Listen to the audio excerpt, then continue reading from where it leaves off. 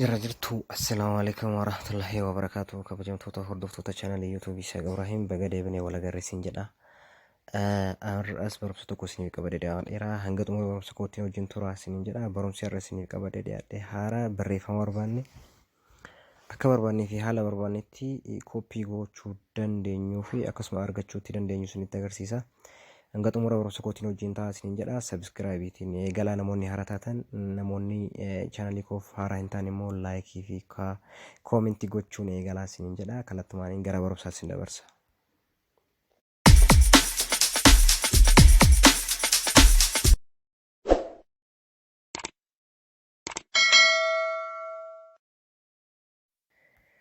Ayyee tolimee amma kallattumaan gara barumsaatti isin dabarsa.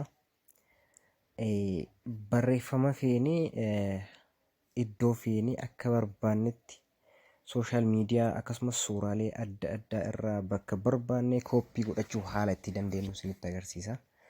Mee na hordofaa isiniin jedha. Calqaba irratti appilikeeshinii tokko qabaachuu qabna jechuudha. Appilikeeshinii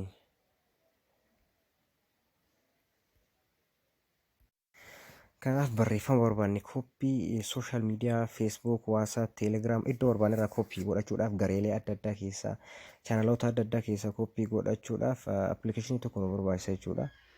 Appilikeeshinichis isa kana appilikeeshinii kooppii teekist on iskiriin kan jedhu kana jechuudha. Appilikeeshinii kana teelegiraama kiyyarraa argattanii jechuudha. Diskiripshin booksii keessa seentanii teelegiraama kiyya gaafa cuqaastan kallattiin gara chaanal teelegiraama kiyyatti isin fudhata achirraa buufattu jechuudha. Isa kana qabaachuu qabna jechuudha. Mee fakkeenya barreeffama tokko feesbuuk irraa akkamitti kooppii akka goonu isinitti agarsiisa. Mee feesbuuk haa seenuu calqaba. Feesbuuk laayitii haa banuu yeroo tokko. Ayyee feesbuuk ni naaf banameera. Mee fakkeenyaaf mee kan FBC'n afaan Oromoo feesbuuk irratti poostii godhe kana haala kamiin kooppii gochuu akka danda'u mee isinitti agarsiisa. Yeroo tokko siimoorii kana ni tuqa.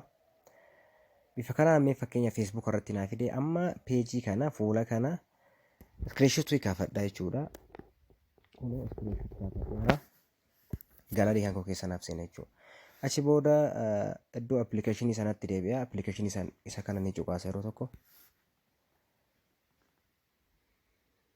Bifa kanaan naa fida naa bana jechuudha.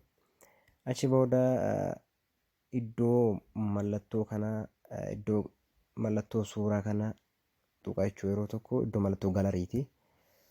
Bifa kanaa yoo tuqu kallattumaan gara galariitti na fida jechuun mee galarii tuqa yeroo tokko. Achi booda kunoo inni iskiriinshoot kaafadhe sun isa kana jechuudha. Isa sana yeroo tokko ni tuqa. Kunoo haala kanaan naa fida. Kunoo yeroo cuqaasu haala kanaan naa fida jechuudha. Waan iskiriinshoot godhadhe san 2-3 ta'uu danda'a rakkina hin qabu. Achi booda iddoo mallattoo raayitii kana ni dhufa. Iddoo kana yeroo tokko ni cuqaasa. Kunoo sarchinaaf godhaara jechuudha.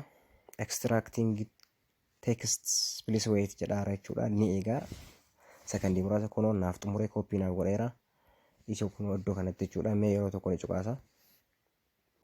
Kunoo barreeffama san guutuusaa kooppii naaf godhe jechuudha. Akka barbaadetti waan fedhe irratti itti fayyadamuu danda'a jechuudha. Kunoo barreeffama guutuusaa naaf fide kooppii naaf godhe jechuudha. Barreeffama barbaadan feesbuuk ta'ee waanuma barbaadan irraa bifa kanaan kooppii godhachuu dandeessu jechuudha. Achi booda barreeffama kana immoo kooppii gootanii waan feetan gochuudhaaf kunoo iddoo kanatti kooppii godhii jedha barreeffama kana. Barreeffama kana akka barbaadetti akka feetanitti fayyadamuu dandeessu jechuudha. Kanaaf haala kanaan barreeffama barbaadan iddoo barbaadanii fi suura barbaadan irraa kooppii godhachuu dandeessan isiniin jedha. Barnoonni kan koo kanarraa asuma irratti raawwata. Chaanalii koof namoonni haaraa taatan sabskraayib gochuu hin irraanfatina. Laayik sheer gochuun maatii keenya ta'a isiniin jedha. Barnoota harma dura isin darbe hunda akkasumas kan gara fuulduraa dhufuuf all notification kan jedhu tuquudhaan sabskraayib yeroo gootan mallattoo ringii mallattoo bilbilaa sana cuqaasuun all notification kan jedhu irra kaayadhaa isiniin jedha. Kanuma irratti xumuraa galatoomaa isiniin jedha.